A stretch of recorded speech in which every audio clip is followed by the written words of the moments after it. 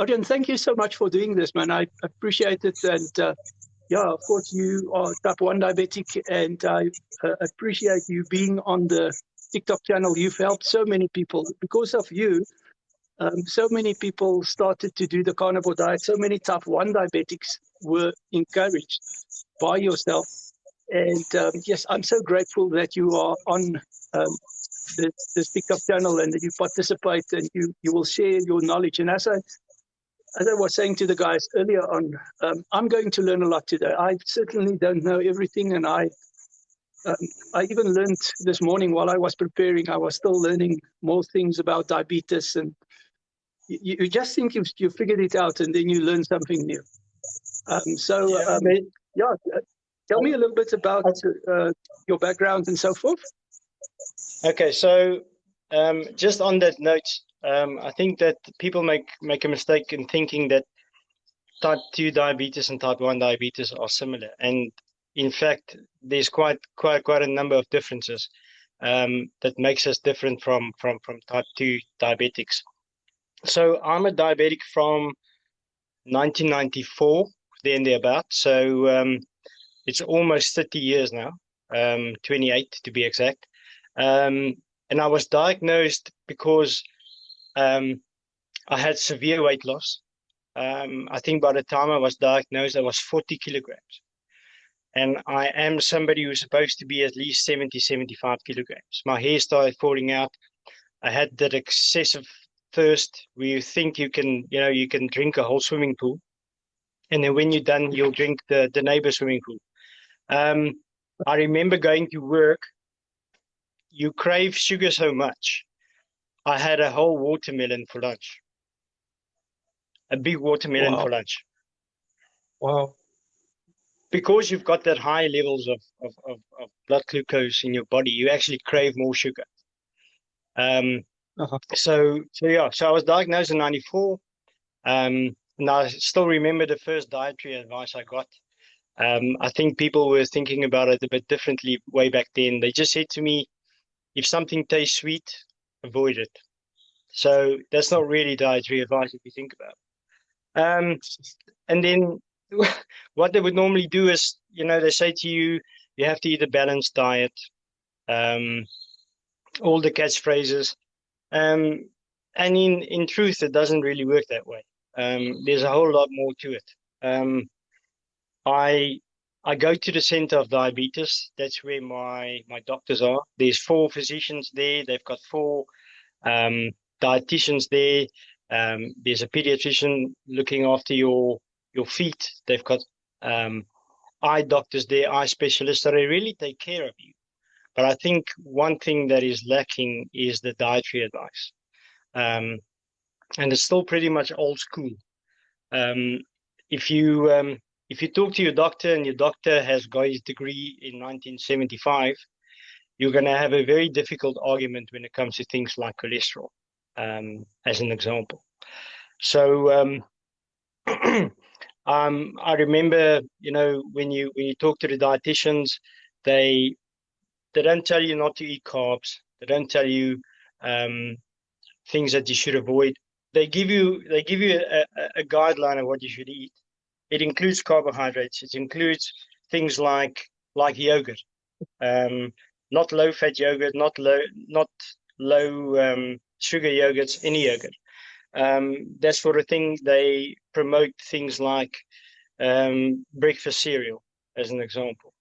And to me, I found that it's not beneficial for me to take all that stuff or to eat it. So I started to investigate, and then obviously with Dr. Tim Noakes coming around, he started to make a lot more sense. And that is where I decided that I need to look at carb counting, at least bring my carbohydrate intake lower so that I can, just be a bit more healthy.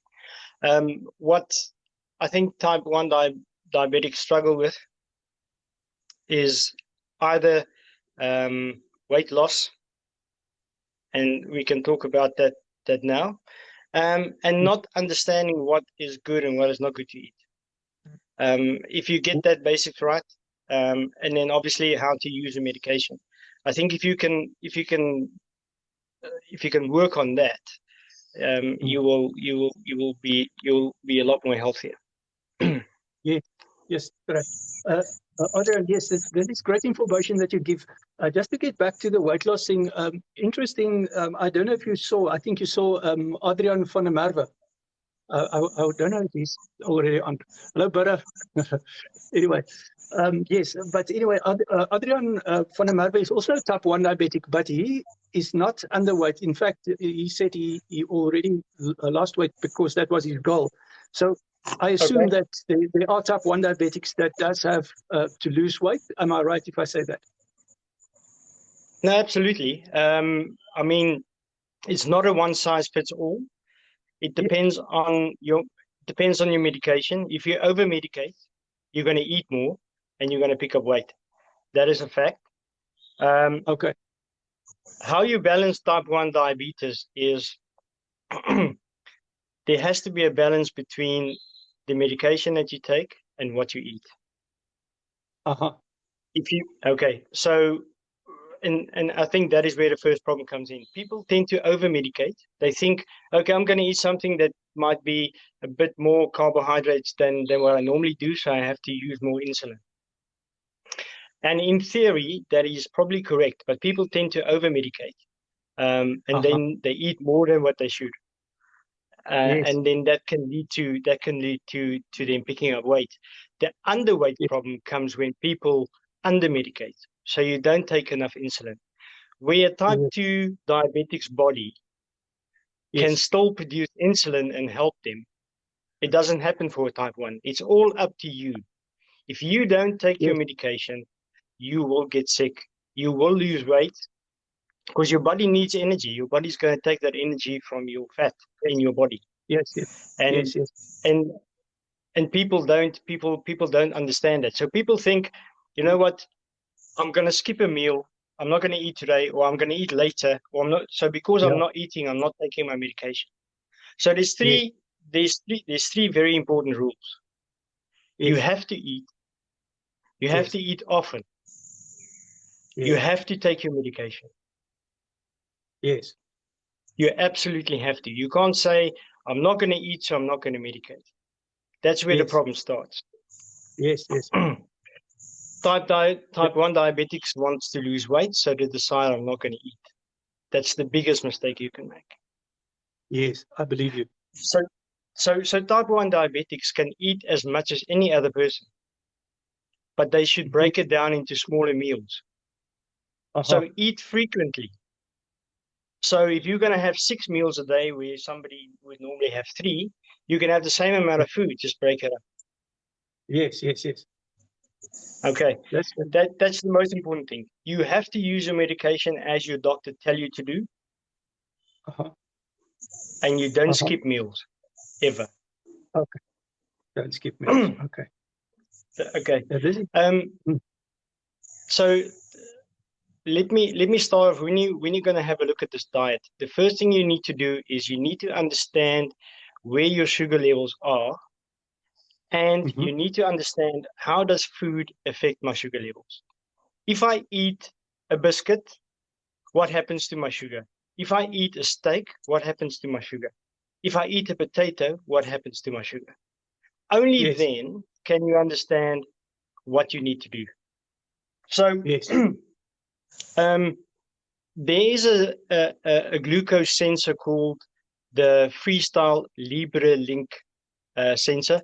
I'll give you the link. You can put it on your YouTube. There's a YouTube channel that shows you exactly how to use it.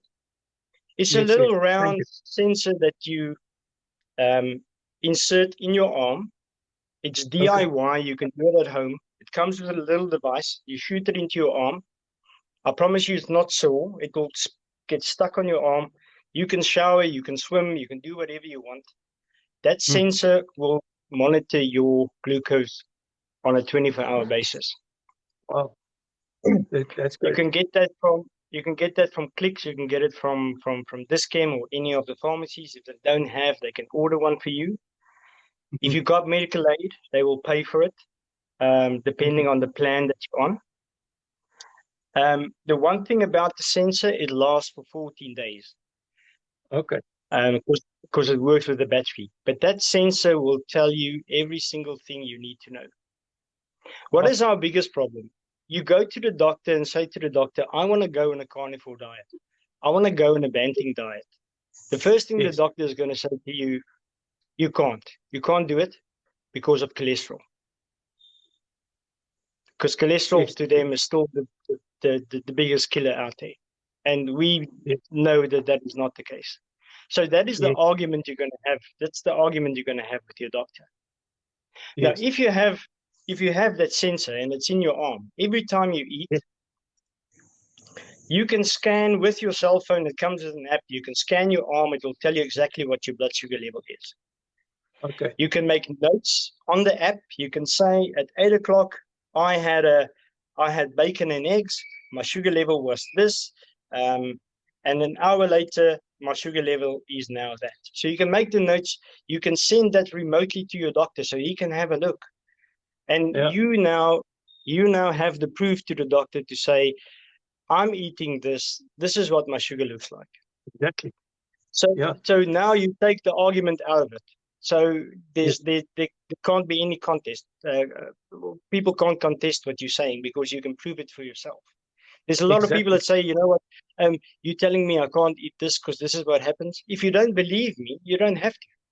Go and prove it to yourself. Go test what happens when you eat something. And it's very powerful. It's an amazing, powerful tool. People must use it. How much does that product cost? It is quite pricey, unfortunately. I know people are quite cost sensitive in the economic times that we're living in. It's 700 Rand for the sensor. That's not that bad. It's not that bad. Yeah, look, if you want to wear it permanently, it does become expensive. Well, you have to replace. Is it disposable? Yeah. So after the 14 days, when the battery dies, you have to take it out of your arm and you throw it away and you get a new one. Okay, so that 700 Rand is every 2 weeks you have to put 700. Well, and that is why I'm saying it lasts 14 days, but 14 days should give you enough data that you can test less frequently, so you can prick your finger and do a normal blood test. Okay. So the sensors for the first 14 days, so that you can absolutely understand what happens to your sugar when you eat what. So the first 14 days is an experiment.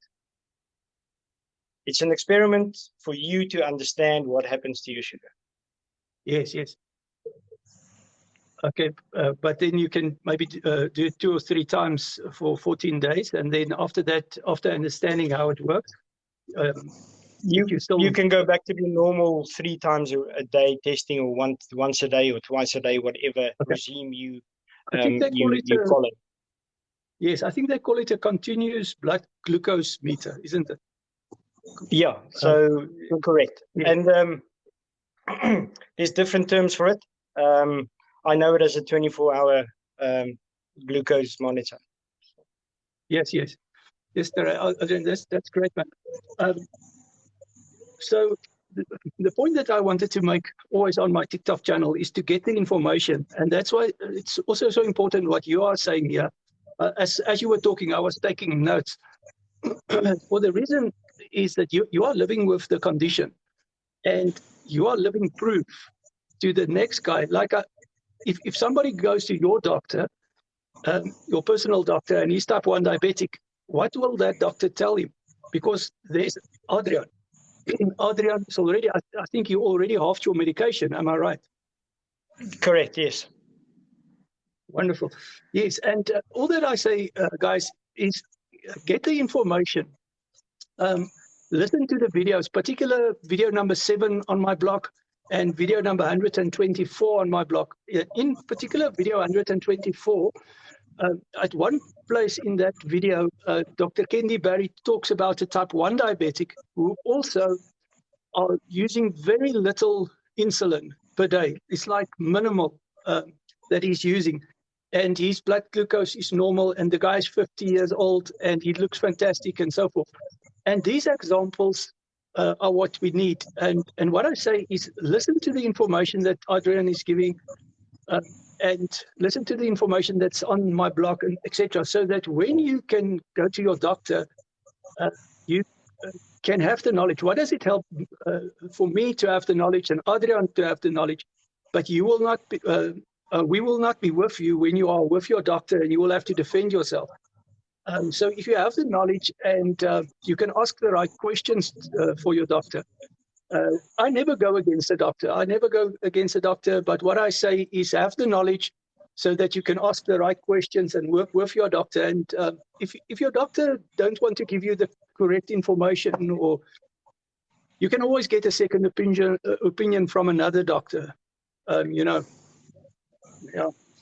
So, Absolutely. Adriaan, yes. How are you feeling, my friend? Well, I find that I have got a lot more energy, to be honest. I have picked up some weight, which I'm ecstatic about. And I'll explain a bit about the weight loss challenge that type 1 diabetics have.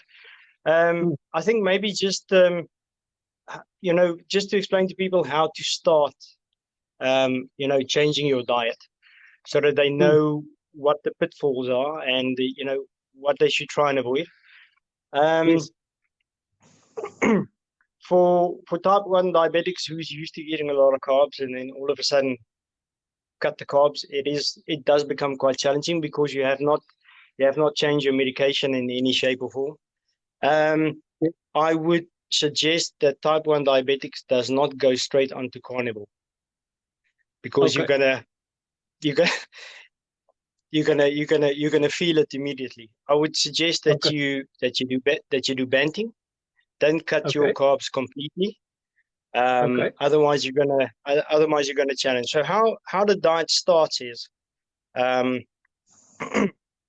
you've got the sensor in your arm. Let's say you decide you're going to start tomorrow. So tomorrow morning you wake up, you test your blood sugar level. You have taken your medication from the night before, or you've taken it in the morning when you wake up. It's different for everybody. Some people use slow-acting long-term insulin. Some people use it with meals, the short-acting rapid insulin. I use the short-acting rapid insulin because I'm still quite young and quite active. They say the long, slower working insulin is more for people that are older, who are less active. It works better for them. So when you wake up in the morning, you're going to eat normally. Eat like you would have your normal breakfast. You're going to have your Kellogg's cornflakes, or you're going to have your toast and your eggs and bacon. You're going to eat it as normal. You're going to wait half an hour to an hour. You're going to test your blood sugar level. You're going to record it, see where you are. If you eat the normal carbs, you'll see a normal trend. Your sugar go up, and then because it's carbohydrates and they metabolize quite slowly, eventually you'll get to a peak and it will slow down. You'll then, an hour after that, you'll test your sugar again with the monitor. You can make a note to say where your sugar level is, although it will automatically record that for you. And then you will have your lunch with your normal carbs and your normal food like you would normally do. And the same with your dinner if you eat 3 meals a day. If you only eat 2 meals a day, then you do that. All I'm saying is stick to your regime like you would normally do. But now, by doing that, you can test and see what happens to your body when you eat the way you usually do. And then you're going to do exactly the same the next day. You're going to have the same meals, or you're going to have different meals, but you're not going to diet. You're going to have the meals like you would normally do it, just so that you can start getting a trend. On the third day, if you have bacon and eggs and toast in the morning, drop the toast. You can replace it with an extra egg or an extra strip of bacon. Eat it, take an hour out, and then test your blood sugar level and see what happens. You're going to notice that there's already a trend down. So your sugar is going to peak at a lower level than what it did when you had the toast. The same with lunch. If you have lunch, try and cut the carbs out, replace it with a protein or a meat or an egg or whatever the case might be. After an hour, test your sugar. And that's the whole regime you're going to go through. Yes. And then on the fourth day, I just want to let you know, you're going to notice that your sugar levels might drop. So have something sweet handy, because you might have to take a sweet or something, because you'll notice that all of a sudden I'm sitting with low blood sugar levels. If you notice that your sugar is all of a sudden not going as high as it normally does, consult with your doctor. Phone your doctor and say, you know what, doctor, I've cut out the carbs. I have a problem now. I'm using too much insulin. What does he suggest? You might decide we're going to adjust your insulin. We're going to bring it down by 1 or 2 units, or whatever the case may be. And that is how you gradually start. Like I said, I would urge type 1 diabetics to not start on carnivore, but have a little bit of carbohydrates, because your body cannot help you when your sugar goes low. Type 2 diabetics can be helped. The body can compensate. Yes. And for us, it can't. Yes. The transition phase, Adriaan, from banting, let's say a person starts on keto or on banting, how long before they can transfer to or progress to carnivore, if that is what they want to do? Well, what they need to do is, you need to get your medication on a level that can work with your diet. So and the reason why I'm saying don't go to carnivore straight away is because you need to adjust your medication accordingly. So gradually lowering your dosages will help if you do banting or you do keto instead of carnivore, until you get to a point where you fully understand what food does to your blood sugar levels. Based on that, you can get your insulin adjusted by your doctor. Yeah. So, but it can be a matter of weeks, maybe?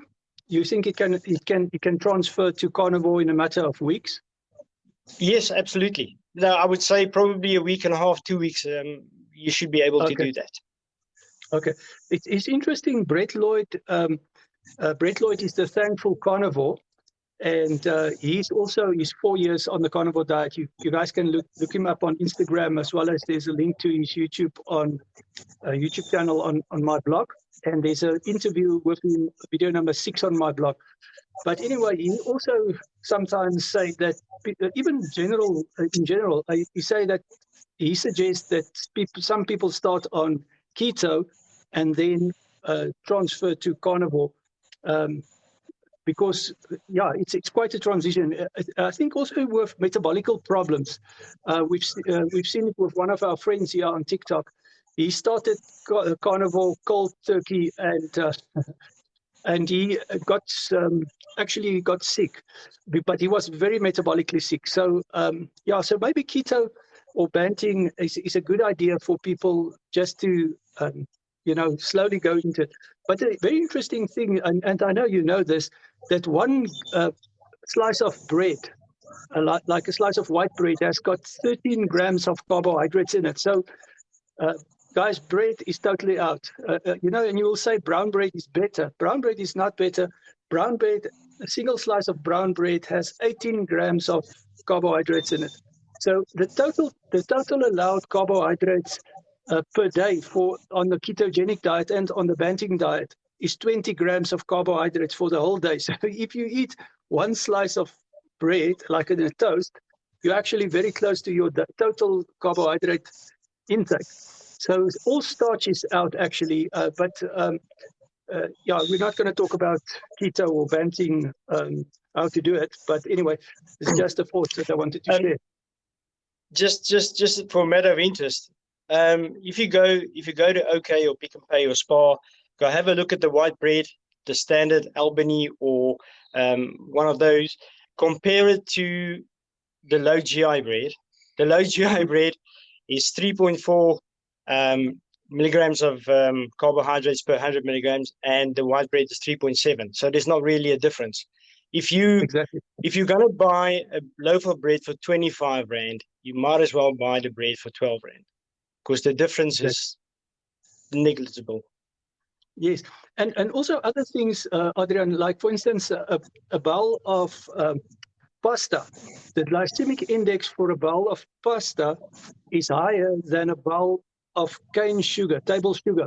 You can rather eat a bowl of table sugar than to eat a bowl of pasta. The guys, and it's some people don't get it that starch is converted to glucose, yeah, it's actually poison. There's lots of myths out there. They say if you cook your potatoes and you leave it overnight until the next day, the sugar breaks down, all that kind of stuff, and it's all not true. Yes. On that, I think the single biggest killer in the world is potato. Yes. So people can leave pasta, people can leave rice, but everybody eats potatoes. You go to McDonald's and you have your fries, and you go to Steers and you have your fries. You like your mom's baked potatoes and your grandma's mash and all of that. Potato is the worst culprit out of all of them. And people don't understand, because potato is not sweet. So why can't I eat it? But it's what happens afterwards, after you metabolize it. That's where the problem lies. Yeah. Yes. In a single potato, if you convert it to glucose, it's 7 teaspoons of glucose in a single potato. Even a sweet potato, an average size sweet potato, has got 37 grams of carbohydrates in it. So it's like double the amount of carbohydrates allowed on the ketogenic diet. So it's, and as you said, because it's not really sweet, except for sweet potato, there's a hint of sweetness. But because the starch in general is not sweet, people are fooled and they think that it's good. And there's also a lot of marketing with it. If you look at the cereal companies, cereal brands and so forth that are marketing these type of things for years and years. It's video number 3 on my blog. Nina Teichel's The Big Fat Surprise. If anybody's interested, go and check that video out. How grain companies influence the food guidelines. It's amazing. And another thing, of course, Adriaan, is the seed oils in which the potato is cooked. That is also a contributing factor as well. Absolutely. So I don't fry anything. I actually got a little convection oven. It doesn't take long. So I'll do my steak in a convection oven. I live in Paarl in the Western Cape. We braai all the time because the sun never sets. So I'll braai mostly.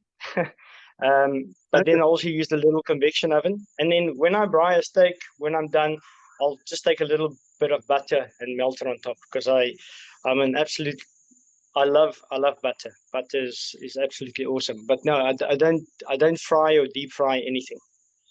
Yes.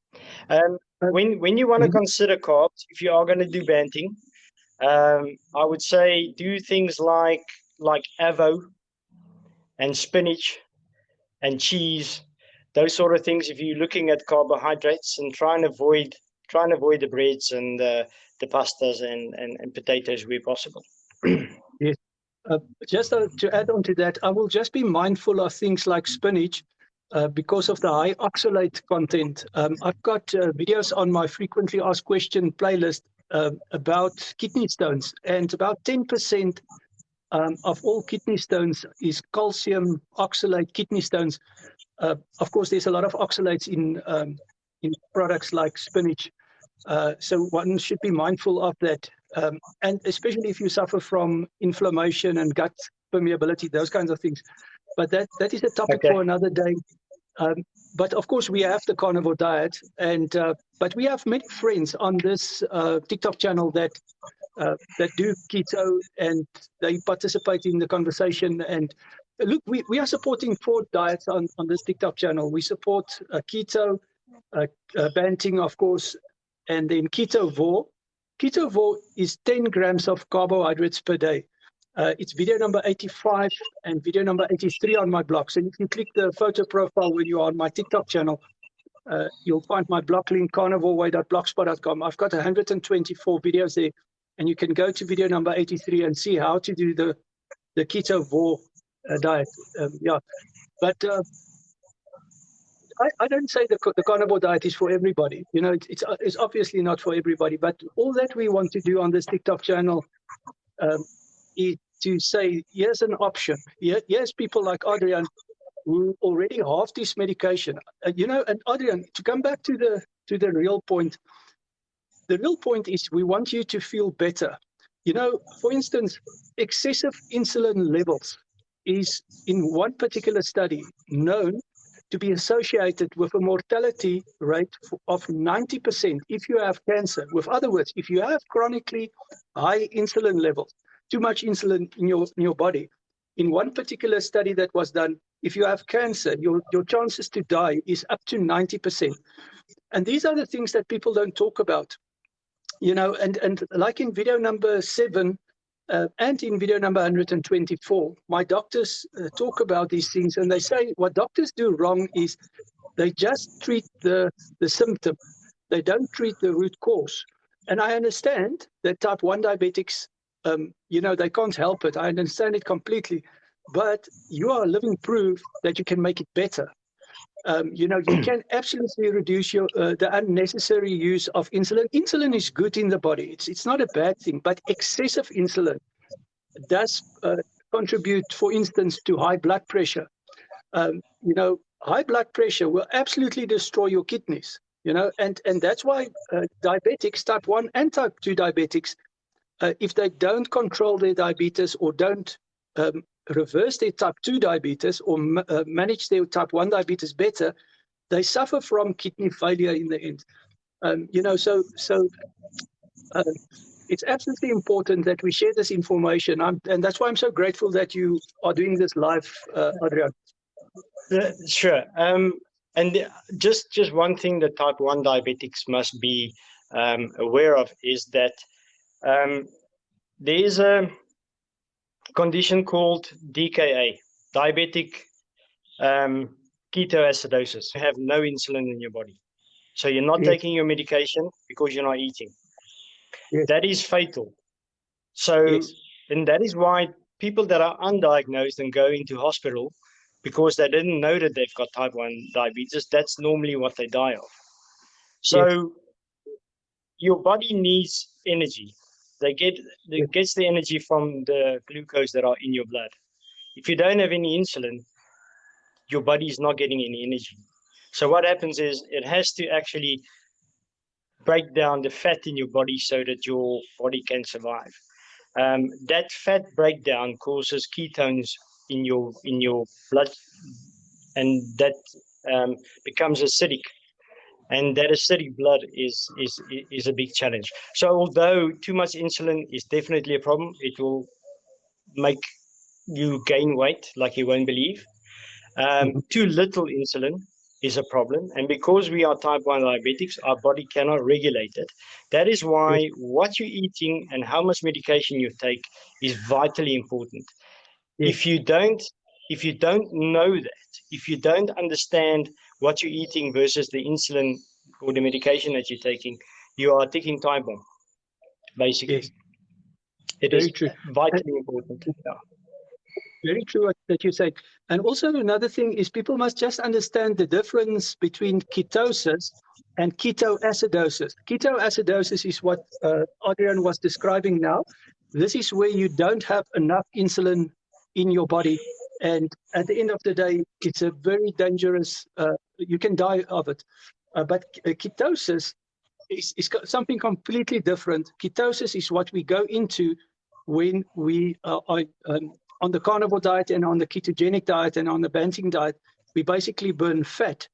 But ketoacidosis is something completely different, but it is a very dangerous situation, and type 1 diabetics should absolutely avoid getting ketoacidosis, yes, because you will be hospitalized. Very interesting, in video number 124, Dr. Kendi Barry talks about, not Dr. Kendi Barry, Dr. Ben Bigman talks about how on the cellular level, glucose actually starts to damage the arterial walls, for instance. So excess glucose levels is also very damaging. In fact, what he say is at a certain stage, when you have too much glucose in your cells, the cells can't handle the glucose anymore. And what happens is it turns it into sorbitol. And what happens, that sorbitol actually make that the glucose can't go out of the cell, and what happens is the cell actually bursts. So it's if you understand the biology better and so forth, you can have a better conversation with your doctor.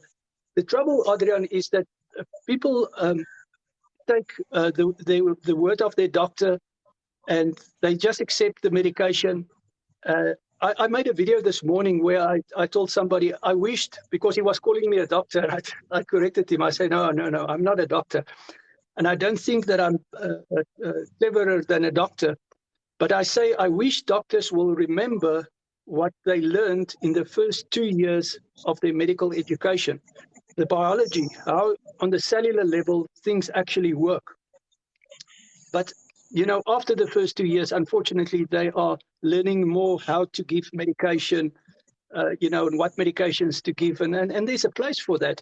But if my doctors always say, why do you want to treat something with medication if you can make it better with lifestyle, with what you eat?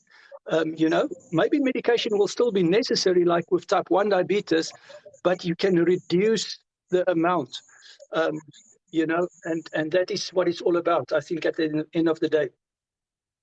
Well, if you look at the cost of insulin, then the less you use, the better. I think your medical aid, if you got medical aid, will love you. If you if you only use half the medication that you would normally do. Yeah, that's a very important point. I think doctors want to sometimes just take the easy route. So, Yeah. Doctor, my HbA1c is at 9. What do I need to do? Okay, we don't adjust your diet. Perhaps maybe we should just increase your medication, as an example. Yeah. So, yeah, I think on the carnivore or on the banting or on the keto diet, if you as a type 1 diabetic can get to a blood glucose level between 5 and 6, you would do really well. I know for the type 2 diabetics, you guys want to get to around 4. If you as a type 1 diabetic can get to a level of 4, I will personally give you a medal. It's quite difficult. Yeah, I believe you. Adriaan, and to talk about the pancreas as well, of course, I know type 1 diabetes, the pancreas is not working at all anymore. But you know what is upsetting me is there are type 2 diabetics out there that are injecting. And, because I used to ask people, because many times people will not know if they are type 1 or type 2 diabetic. And then I will normally ask them, are you injecting? And normally when they say, yeah, they are injecting, then I know they are type 1. But nowadays, I see that there are some type 2 diabetics that their doctor just tells them, listen, you have to inject. And Dr. Kennedy Barry talks a lot about that. And he calls those kind of doctors lazy doctors, because he says there's a test that you can do. It's called the C-peptide test, that you can actually see if the pancreas is still working. He say even if the pancreas is just making a little bit of insulin, you can, with the carnivore diet or with a low carbohydrate diet, start to revive the pancreas, and he talks about that in video number 7 as well. Yeah, so this is important information. I think at the end of the day, Adriaan, we need to take responsibility for our own health. And that's what you did. And I think that is the reason why you're so passionate and are sharing this information, because there are so many type 1 diabetics and type 2 diabetics out there. They don't have the information. They only go on what their doctor says. But what if your doctor don't tell you the complete story? But that is my question, my question would be: is how did the doctor correctly diagnose somebody as a type 2 diabetic, but then give them insulin? It tells me that the doctor doesn't know whether he's type 1 or type 2. And in the end, if somebody has to inject themselves, but they don't really have to, but they've been given that by the doctor, that is a grave mistake. It's very true. And the reality is, like in video number 124 on my blog, Professor Ben Bickman talks about that, and he says exactly what you are saying. He says that um, the doctors only look at the glucose levels. So let's, for instance, 5.6 to 5.9 is pre-diabetic. Above 6 is diabetic. Now, all that the doctor looks at is, yeah, your glucose levels is too high. Let's give you more insulin. And they pump the guy full of insulin. But what happens is if you get too much insulin, as you know, you get high blood pressure, because what insulin does, insulin controls the hormone aldosterone on the kidneys, and it tells aldosterone tells the kidneys to retain salt, and then the guy has high blood pressure. Now, high blood pressure has a risk factor of 4.5 on the Women's Health Initiative study. It's video number 84 on my blog. Type 2 diabetes has a risk factor of 10.7, and type 1, you can include it there, but it's the highest risk factor. So if you can make your type 1 better, like using less medication, eat more healthy, and so forth, then you will reduce your risk of heart disease. And also things like, for instance, high triglycerides. It's got a risk factor of 2.1, but triglycerides go up if you eat too many carbohydrates. So again, you can reduce all those risk factors. But at the end of the day, I think the guys get the point, and they can listen to the videos and make an informed decision. That's all that we want to achieve on this TikTok channel. Yeah, no, absolutely. So just for type 1 diabetics, just to make your life 100% better. And I might sound like a broken record, but I'm going to harp on this.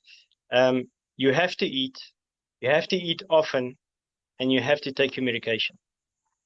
You can't skip meals. You can't say, I'm too busy at work, I don't have the time to take lunch, or I'm late for work, I can't do breakfast. Eat, and eat often. So 6 meals a day if you can. If you're gonna have a steak, have a steak, let's say a 400-gram steak as an example. That's big, but divide it into two. So have a piece of steak at 3 o'clock and one at 6 o'clock, instead of having all 400 at 6 o'clock. That way you're gonna have much better control. The more frequently you eat, the more you can control what your blood sugar levels are going to do. Spread it out, like your insulin. If you take a long-term insulin in the morning, spread it out. So have a 3 o'clock meal, have a 6 o'clock meal in the evening, instead of having just at 6 o'clock. It's that simple. You don't have to eat more because you eat more frequently. You can have exactly the same, but then half your meals. Exactly.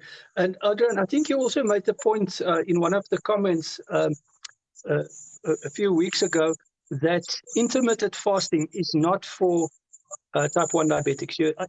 Am I right if I say that? No, absolutely. So fasting is something that you should definitely not consider. And the only reason why I'm saying that, I mean, fasting is beneficial for most people, absolutely. But type 1 diabetics, because you need to control your sugar levels. Every time you put something in your mouth, it's going to affect your sugar. Every time you don't put something in your mouth, it's going to affect your sugar. And because your body does not control your insulin, you have to do it manually. When you're intermittent fasting, it's very difficult to control. You don't know what happens to your sugar because you're not eating and you're not taking your medication. That is the challenge. So, and I think that is the main differentiation between type 1 and type 2. You guys have some sort of control. We don't. We've got no control.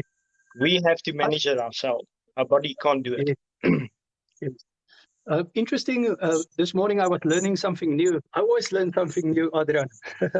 And I was listening to video number 124 again, and Professor Ben Bickman talked about why you go into a coma if you are you're not controlling your glucose well.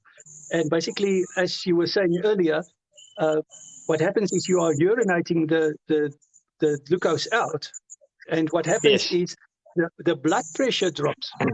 And what happens is, because the brain is, of course, the highest of the body structure, it's the first affected, and that's why you lose consciousness.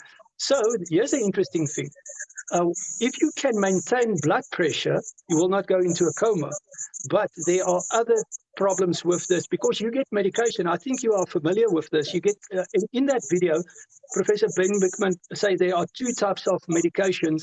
You get glucose inhibitors, and then again you get glucose pushers. So basically, glucose inhibitors prevent your body to absorb the glucose in the stomach. And then the other type of medication that you get is glucose pushers, where it actually forces your kidneys to push out more glucose, And he said, but it all has consequences, because what happens is you get urinary tract infections, and your risk of getting urinary tract cancer is very, very high.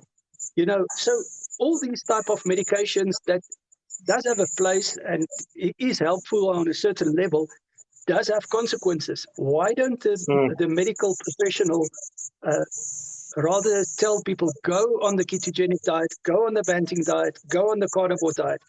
Because that is the real answer. Why do you want to put a plaster on something, but that plaster has got some serious consequences?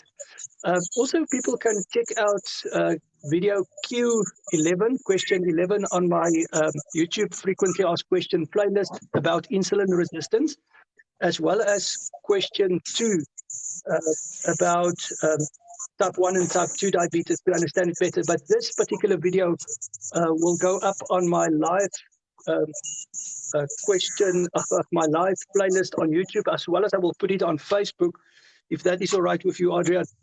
And 100%. this video, this video will help people so much. And I'm so grateful to have you on the TikTok channel and as a friend. You are literally saving people's lives, my friend. I'm telling you, you are saving people's lives, because this information, the consequences of not managing type 1 diabetes correctly, and perhaps being on a typical diet that they prescribe for you. I'm always referring to your video that you made. You guys must follow Adriaan on his own TikTok channel. He made a video, and it's a very nice video where he shows the typical food that the Diabetic Association, I would say, would typically tell people to eat, and it's a lot of carbs, actually, and a lot of starch and things like that. Go and watch that video. And I'm always thinking, why don't the medical professionals, why don't the dietitians give the proper advice? These guys, they took an oath, Adriaan. They took an oath. And Dr. Barry always talks about this. If you take an oath, now, if you wear a white coat and you took an oath and saying, I will do no harm, but you are doing harm by giving the guy not the correct information. And Dr. Barry always say, if your hairdresser tells you something about diet, you can listen to it. It's not a big problem, But if your doctor tells you, listen, Adriaan, you must eat this and this and this, you believe the guy because he studied, But what if what he's telling you is the wrong information that's going to be detrimental to your health, So this is absolutely. just my point. So what's interesting to me, I mean, I'm not a child anymore. I've been around. So what the doctor tell you now in 2022 is exactly what I learned when I had my grade 5 biology many years ago. So nobody has changed. So they're still harping on exactly the same as what I learned in school. Yes. And we learn more, and science change, and we get to understand things better. So why have they not changed? How have they not learned anything? Yeah. Yes, very true. And Professor Tim Noakes always make this point. He say, a scientist that discover that he's wrong and don't correct his mistake is not a true scientist. Professor Tim Noakes, for instance, he was on the sugar train. He and Bruce Fordyce were selling these energy gels on the Comrades Marathon many decades ago. And he was not benching at that stage, but his father actually he saw his father pass away from type 2 diabetes, and he started to read a book about low carb. And within 2.5 hours, Professor Tim Noakes changed his mind completely. He changed complete direction, and we know the history, how he, the trial that he was on, and they turned that whole trial about low carb, about banting, and they won the trial. And that trial cost him 10 million rand. Adriaan, I don't know if you're familiar with his story, but he did not even have to attend that trial. Did you know it? I didn't know that he didn't have to attend. Yeah, he Yeah, did not, it was very, for me, the biggest inspiration about Professor Tim Noakes is the fact that he's big enough and he was willing to stand up and say, you know what, I've been lying to you guys all this time. I made a mistake. And that takes a big man yeah. to do that. And I kudos for that. I really appreciated that from him. Yeah. Just to give the short version of the story is Professor Tim Noakes advised, well, not really advised, he just put something on Twitter where a lady asked him whether she can wean her child on banting. And he said, yes, you can. And then somebody else, I think it was not even a dietitian, but somebody from the side came and said, yeah, but now you've broken the law, you've given medical advice. And at the end, it turned out to be a high court case. Nina Teichels, the lady from the Big Fat Surprise, video number 3 in my blog, came to testify in Professor Tim Noakes' trial. Later on, Professor Tim Noakes didn't even have money to pay his advocates. These advocates had to work for free. But in the end, they made the whole court case about the low carbohydrate diet, and they basically proved that the low carbohydrate diet is absolutely the best for for good health. But a long story short, why I say he didn't even have to attend the court case, he didn't even have to spend all that money, is Professor Tim Noakes has 4 degrees behind his name, one of which is a medical doctor. But he was not even practicing medicine anymore. All that he needed to do, Adriaan, was he could have resigned as a medical doctor from the Medical Board of South Africa. And then the whole thing would have disappeared. But his book is on my blog. It's called Real Food on Trial. And very interesting book that he wrote with Marika Saboros. And but I have so much respect for Professor Tim Noakes. And there's, of course, an interview with him on my blog, video number 23, where Dr. Sean Baker talks to Professor Tim Noakes. And then also video number 40 on my blog, where Professor Tim Noakes say, you don't need to eat any carbohydrates at all. You don't need to eat any fruit and vegetables at all. The total carbohydrate intake requirement of your body is exactly 0. I'm not saying fruit is bad or vegetables is bad, but what he's saying and all my doctors say is you get protein, you get fat, and you get carbohydrates, and only protein and fat is essential. The carbohydrate is not essential at all. Absolutely. So that's the other thing for type 1 diabetics is if you don't believe what I say or what Kuba say or what your doctor tells you or anybody, you now have the ability to test it yourself. So if you've got the 24-hour monitor in your arm, go and do yourself a favor. Eat a bunch of grapes.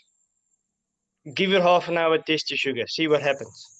Eat a watermelon, eat a banana. You can play around. You can test yourself 1,000 times in a day with that thing for the 14 days that it lasts. And go and check it out. Go drink 2 cups of coffee and see what it does to your sugar. Just to understand what happens. If you eat something, this is what happens. Go and eat a whole bunch of potatoes and then test your sugar, see what happens. And then you have the proof for yourself and you don't have to listen to anybody. You can prove it to yourself what happens. And then seeing is believing, I believe. So you can test it. Absolutely, Adriaan. Adriaan, thank you so much. I think we've learned so much today. And I think if I can summarize it, if I look back at the notes that I've taken, where you said you must eat regularly, so eat often, don't skip a meal, and take your medication as a type 1 diabetic. I think that is what I've the bottom line is. And the bottom line is, if Adriaan can half his medication, his insulin medication, then you can do it too, if that is your goal, if you want to do it. So Adriaan, thank you for what you are doing, my friend. I'm so grateful that I've met you, and you are helping so many people.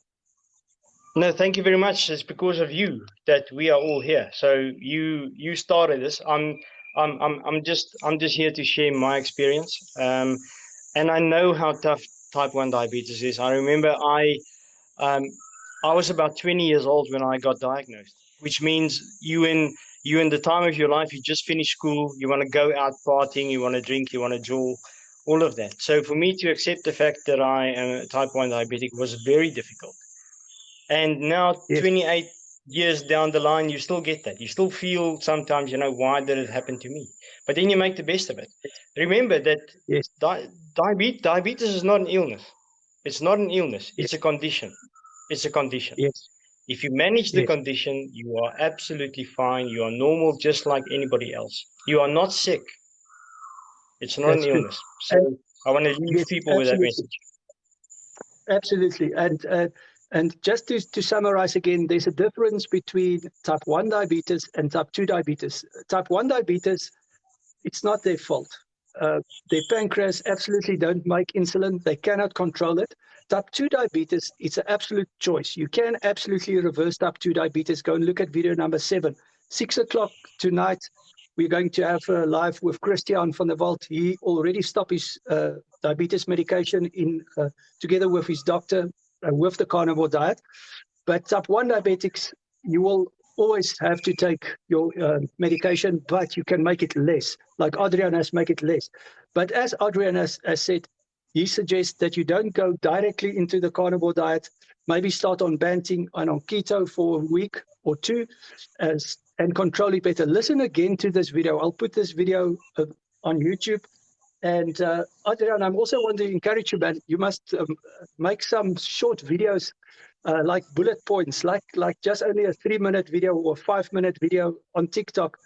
If I can encourage you to do that, because I think you have a wealth of knowledge, but not everybody will listen to a 1-hour conversation, but they will listen to a 5-minute bullet point conversation. If you want to do that, you will help so many people. But again, that's your choice.